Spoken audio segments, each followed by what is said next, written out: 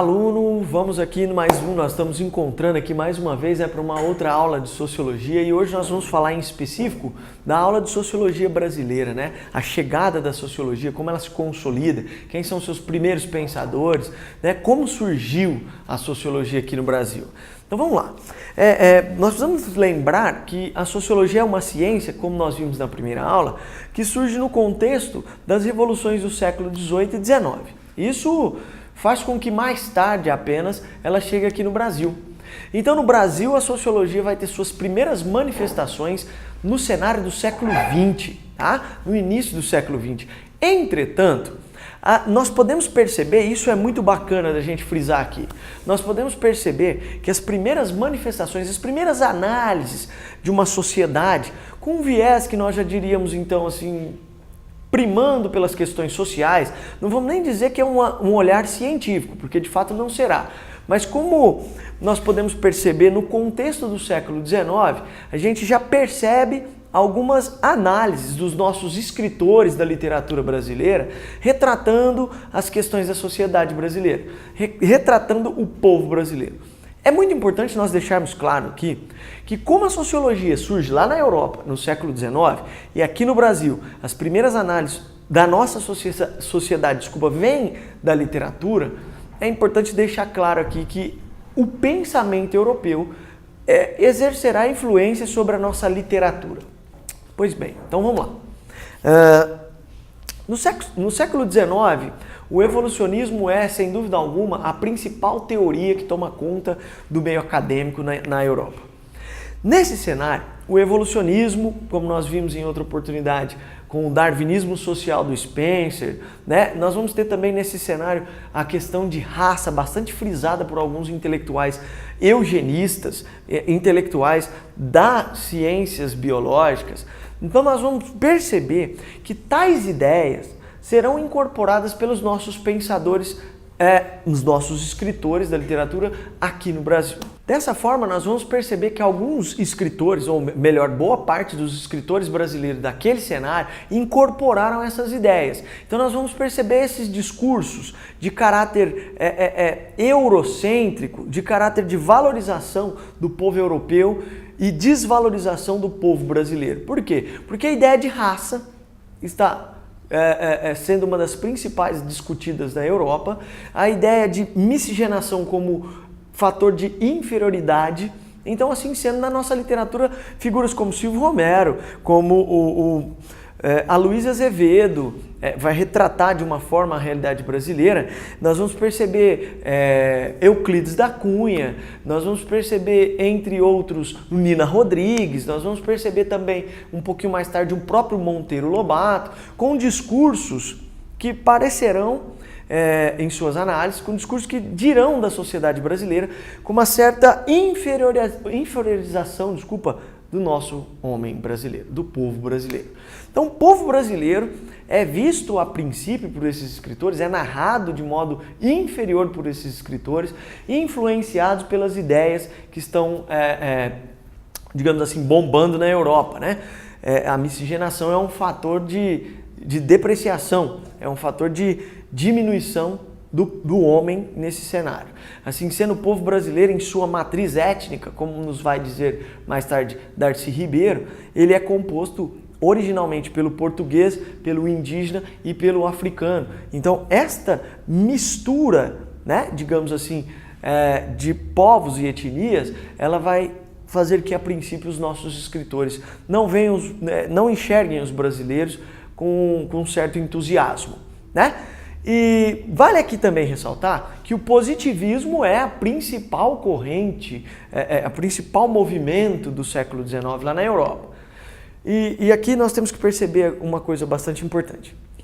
Se por um lado as primeiras manifestações das análises sociais vieram do cenário da literatura, e retratando então com uma certa inferioridade por conta dessas ideias, por outro lado, a nossa política, ela pauta-se, inicialmente, ela é protagonizada pelos militares. Os militares, quando proclamam a nossa república, eles incorporam o pensamento positivista. Fato este que influenciou inclusive na frase que está estampada na nossa bandeira: ordem e progresso. Essas são ideias criadas pelo positivismo. Seria necessário um Estado forte, interventor, para manter a ordem, e por meio da ciência, esse Estado promoveria o progresso de uma nação. Então são duas coisas antes de a gente começar a falar principalmente dos nossos primeiros intelectuais. Isso é muito importante nós frisarmos. As primeiras análises sociais vêm da literatura e têm um caráter pejorativo em relação ao povo brasileiro em função das ideias advindas da Europa. Segundo, o positivismo exerce forte influência sobre a construção da nossa república, sobre a construção da nossa sociedade através dos militares. Tá? Benjamin Constant é um grande nome, significa aí, é visto por muitos como aquele que traz as influências positivistas para o Brasil. Tá? Então os militares são fortemente influenciados pelo movimento positivista. A sociologia, propriamente dita, enquanto ciência, só será retratada um pouquinho mais tarde nas universidades brasileiras. Primeiramente na USP, com um professor chamado Fernando Azevedo. Tá? Ele introduz a disciplina de sociologia no curso de pedagogia.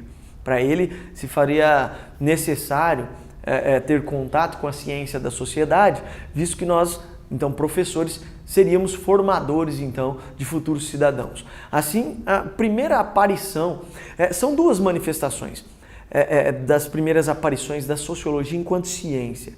Os militares, algumas disciplinas da sociologia eram inseridas, principalmente o positivismo de Auguste Comte, eram inseridas nas academias militares, nas altas patentes.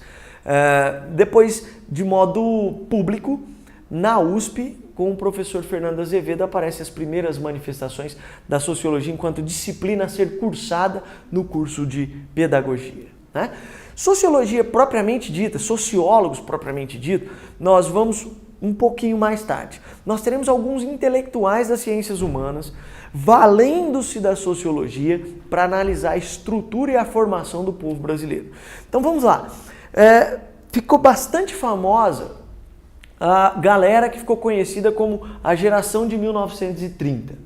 O pessoal de 1930 tem uma tarefa extremamente pesada, hercúlea, digamos assim, que é tentar, a partir da realidade brasileira, retratar a sociedade, retratar o nosso povo, desconstruindo, assim, aquela característica de inferioridade do brasileiro por ser oriundo da mestiçagem.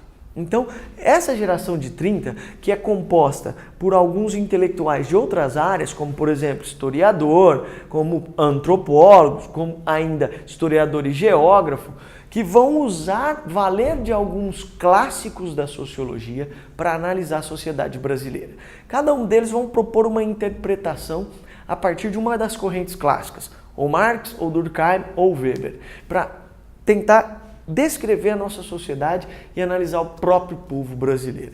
Então falemos primeiramente de Sérgio Buarque de Holanda. Sérgio Buarque de Holanda, vocês devem estar reconhecendo então esse sobrenome, pai do Chico Buarque de Holanda, historiador importante da sociedade brasileira, que vai fazer uma análise do contexto e da formação da política brasileira. O Sérgio Buarque de Holanda tem um livro bastante famoso chamado Raízes do Brasil. Fica bastante evidente e é bastante conhecido o seu conceito de homem cordial nessa obra. Ora, o que o Sérgio Buarque de Holanda propõe? Essa cordialidade, esse carisma, essa identidade que o povo brasileiro ainda possui, de que somos inclinados à amizade, somos receptivos, que nós somos um povo bastante inclinado a tratar bem aqueles que aqui chegam de outros países. Por um lado, o Sérgio Buarque identificou isso de modo positivo, mas em contrapartida, isso para ele teria gerado uma coisa muito degradante no ambiente político, que ainda a gente percebe no nosso cenário atual. O Sérgio Buarque de Holanda diz que tais características gerou, então, o intimismo. O intimismo. Ora, o que é esse intimismo? Não há no ambiente político um distanciamento entre os sujeitos com seus níveis de parentescos e relações, não há então uma burocratização do Estado, não há uma profissionalização da política em função desse intimismo. Dito de outro modo, esse intimismo teria gerado na nossa política a confusão entre o público e o privado. Então é muito nítido quando vocês olham para os países europeus, para os Estados Unidos, por exemplo, vocês percebem no ambiente político uma burocratização muito forte. Né? O nepotismo não é algo praticamente inexistente quando existe no Brasil e ainda a gente combate, ele trabalha bastante para combatê-lo.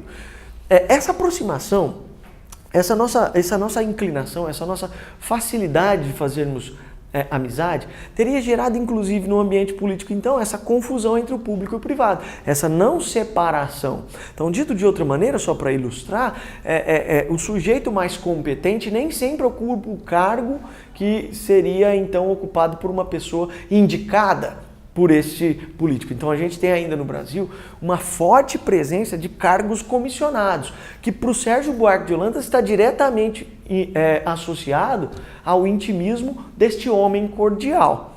Então nesse cenário é bem legal e ele é bastante contemporâneo à sociedade brasileira, quando a gente faz essa observação de sua análise.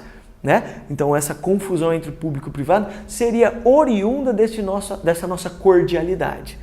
Então nós temos uma forte dificuldade. Então prestem atenção, por exemplo, nos discursos dos candidatos a vereador, cargos executivos, enfim, há uma caracterização do povo brasileiro de exigir uma certa popularidade desse sujeito, algumas características que nem sempre são burocráticas.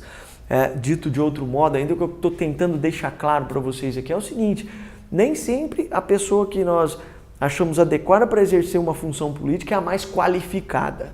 Então, qualificação não é levada em consideração. Isso seria um resquício do intimismo desse homem cordial na obra Raízes do Brasil, Sérgio Buarque de Holanda. Sugiro que você leia, é uma obra muito bacana, muito importante e vai esclarecer muitas coisas ainda presentes na nossa política. Num outro momento, também pertencente à geração de 30, nós temos um cara bastante badalado aí nos seus exercícios quando o assunto é sociologia brasileira. Nós temos Gilberto Freire. O Gilberto Freire é antropólogo. O Gilberto Freire, então, vai fazer uma análise antropológica da sociedade brasileira. Lembrando que a antropologia é uma ciência que especificamente estuda relações culturais e produção cultural do homem. Né? Então, nesse cenário, o Gilberto Freire, ele olhará para a sociedade brasileira por um viés antropológico. Fato este que levará futuramente, daqui a pouco, ele receber grandes críticas de outros sociólogos, como por exemplo Florestan Fernandes. Tá? O Gilberto Freire tem uma obra chamada Casa Grande e Senzala. Nesta obra, ele analisa a construção da cultura brasileira. É aí que fica bastante famosa uma expressão do Gilberto Freire, que vai ser chamada de democracia racial. Então vejam bem, o Gilberto Freire ele vai defender e vai dizer que no Brasil houve a democracia racial, mas vamos fazer aqui um parêntese para fazer valer aqui a análise de Gilberto Freire. Quando a gente fala de democracia racial, nós estamos falando hoje, no seu sentido contemporâneo, da equalização da ideia de raças e culturas. Né? Nós estamos falando em democracia racial, nós estamos falando que são tratadas de modo igual. Isso de fato hoje não acontece. Mas quando o Gilberto Freire fala de democracia racial, ele está fazendo uma análise antropológica e como ele está num cenário em que o conceito de raça é tratado de uma outra maneira, então ele está falando de como as raças no Brasil participaram da construção de nossa cultura. Para ele, tanto o negro, quanto o índio e quanto o branco português participaram de modo equilibrado na construção da nossa cultura. Ou, dito de outro modo, nós temos elementos pertencentes à cultura brasileira que são oriundas dessas três matrizes étnicas, do que seriam essas três raças. Então, feijoada, por exemplo, ou a mandioca, no caso do indígena, ou ainda a religião católica, no caso do português, a língua portuguesa. Então, para Gilberto Freire, na construção de nossa cultura, estas raças teriam participado de modo equilibrado na construção cultural do povo brasileiro, coisa que não aconteceu em outras regiões com essa facilidade. Essa é a ideia de Gilberto Freire. Então, o conceito de democracia racial significa esse equilíbrio, essa participação entre as diferentes raças na construção da nossa cultura. É isso que o Gilberto Freire ressalta na sua obra, que vai ser fortemente criticado mais tarde. Tá? Num outro caminho aqui, nós temos um sujeito que é o Caio Prado Júnior, que é historiador e geógrafo, e ele é bastante conhecido aqui na geração de 30 por ser um dos precursores do marxismo na sociedade brasileira. Então o Caio Prado Júnior, ele vai fazer uma análise da sociedade brasileira, de suas estruturas, de sua construção econômica, tá? A partir de um viés materialista. Ele vai utilizar-se do materialismo histórico dialético para interpretar as relações da sociedade. Por isso que ele vai ter várias obras em que ele vai falar de revoluções. Daí ele participa, ele é um dos principais expoentes do PCB, Partido Comunista Brasileiro, e isso faz com que ele se destaque por ter propagado o marxismo na análise da sociedade brasileira. Só retomando um pouquinho, uma grande influência do Sérgio Buarque de Holanda foi o pensamento de Max Weber. Max Weber é o pensador que influencia o Sérgio Buarque, enquanto Caio Prado Júnior é influenciado por Karl Marx. No caso do Gilberto Freire, a influência dele é de outro cenário pelo contexto da sua formação. Ele é um antropólogo. O intelectual, que vale bastante a pena a gente trocar uma ideia aqui e que é bastante recorrente também nas provas de vocês, quando o assunto é sociologia brasileira, sem dúvida alguma, Florestan Fernandes. Florestan Fernandes é um sujeito que tem um legado na história brasileira, não só enquanto intelectual, mas também enquanto político. O Florestan Fernandes foi deputado federal no período de 1987 até 1995, que é quando ele falece. E o Florestan tem uma história idônea e de ética, declaradamente um socialista, marxista. É, sem dúvida, talvez o maior representante do marxismo na sociologia brasileira. O Florestan Fernandes teve nada mais, nada menos como discípulo Fernando Henrique Cardoso e um outro sociólogo brasileiro também marxista, que é o Ottaviani. Eu não sei se vocês sabem, mas a iniciação de Fernando Henrique Cardoso no mundo da sociologia foi no marxismo e depois ele se declara um neoliberal mais tarde. Mas ele foi discípulo de Florestan Fernandes, foi orientando de Florestan Fernandes. Florestan Fernandes tem uma história muito legal. Eu sugiro você que está aí acompanhando a aula que procure a entrevista que Florestan Fernandes concebeu ao Roda Viva. Digite lá no canal do YouTube e você encontrará Florestan Fernandes Roda Viva. Provavelmente você encontrará ainda já no finzinho de sua vida. Ele morreu em consequência da necessidade de um transplante de órgão, né? E ele não queria usufruir do seu cargo político para passar na frente dos demais na fila do SUS. E, em função disso, ele acaba falecendo. Então, isso mostra um pouco da sua história, de sua ética enquanto sujeito. Florestan Fernandes é um cara que vai atacar diretamente aquilo que a gente acabou de ver, que é a defesa de democracia racial feita por Gilberto Freire. O Florestan Fernandes tem uma obra chamada a condição do negro, a inclusão do negro na sociedade de classe. Ele vai fazer uma análise crítica em relação à posição que o negro ocupa e sua cultura na sociedade brasileira. Então ele vai criar um conceito contradizendo aquilo que foi sustentado por Gilberto Freire, que é o conceito de mito da democracia racial.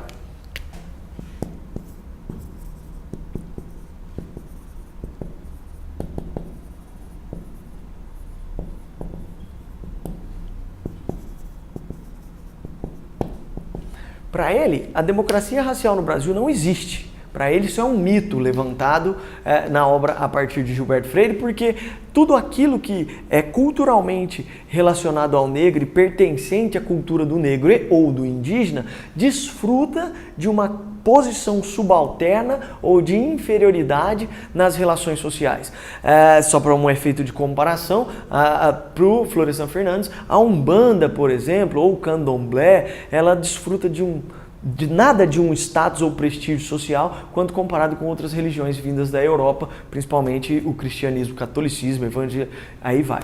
Então, esta é a crítica que Florestan Fernandes faz ao analisar a sociedade brasileira, que não há democracia. O que há é a ocupação e a posição dos negros em condições subalternas na sociedade brasileira. Eles não desfrutam de status algum e muito menos a sua cultura. Há uma certa apropriação de alguns elementos culturais que são transformados e são mercantilizados, mas que isso não faz com que eles desfrutem de status ou de prestígio na sociedade brasileira. Então, enquanto deputado, Florestan Fernandes foi um intenso militante pela inclusão de determinadas disciplinas que retratassem a condição do índio, do negro e o acesso dessas camadas às universidades e ao mundo da educação. Se a gente puder falar nas primeiras manifestações, discussões acerca de cotas para negros, para indígenas, sem dúvida essas discussões elas surgem no cenário das discussões de Florestan Fernandes, um intenso defensor dessas ideias. Um outro intelectual que nós precisamos falar aqui para encerrar nossa aula, que merece o nosso destaque aqui, sem dúvida alguma, é um antropólogo brasileiro, mineiro, Darcy Ribeiro. Darcy Ribeiro tem uma história também parecida com a do Florestan Fernandes, de um acadêmico, de um homem muito importante para a nossa política, principalmente para a inclusão dos índios na relação da educação. É um sujeito que tem um legado muito bacana para a nossa história, para o nosso país. Então, Darcy Ribeiro participou como vice-governador durante o governo de Leonel Brizola, do Rio de Janeiro. Então, é um sujeito que tem um legado muito bacana que vale a pena vocês conferirem, né? O Darcy Ribeiro, como eu disse anteriormente, é sem dúvida um dos principais antropólogos do Brasil.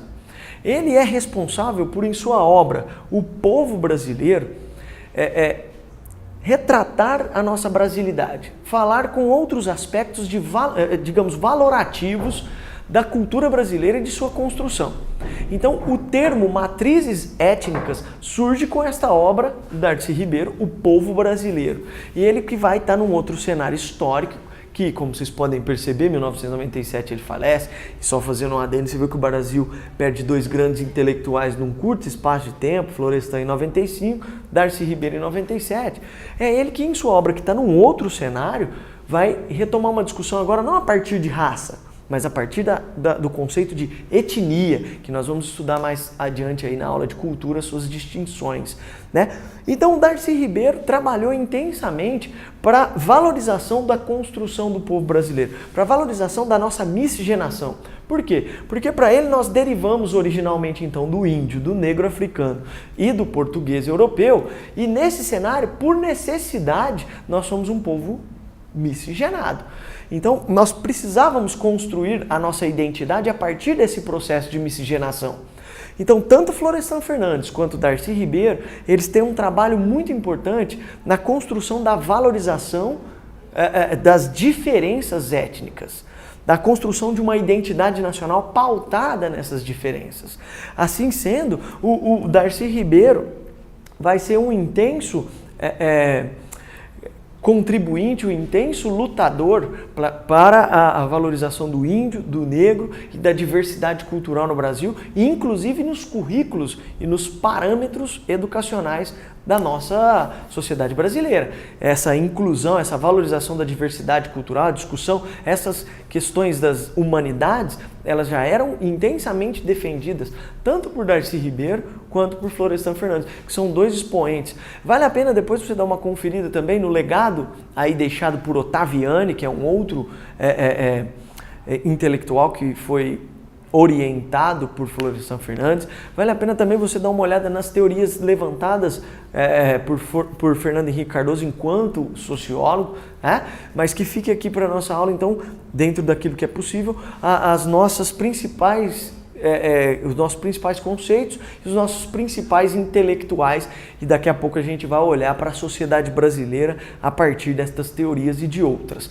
Então é isso, pessoal. Por hora é só esses dois exercícios. Espero que você tenha então desenvolvido aí e conhecido, tido um pouco contato mais aí com a sociologia brasileira, e solicito ainda que você execute e resolva as próximas atividades aí para melhorar um pouco mais, e bons estudos. Até a próxima aula. Tamo junto, é nóis. Tchau, tchau.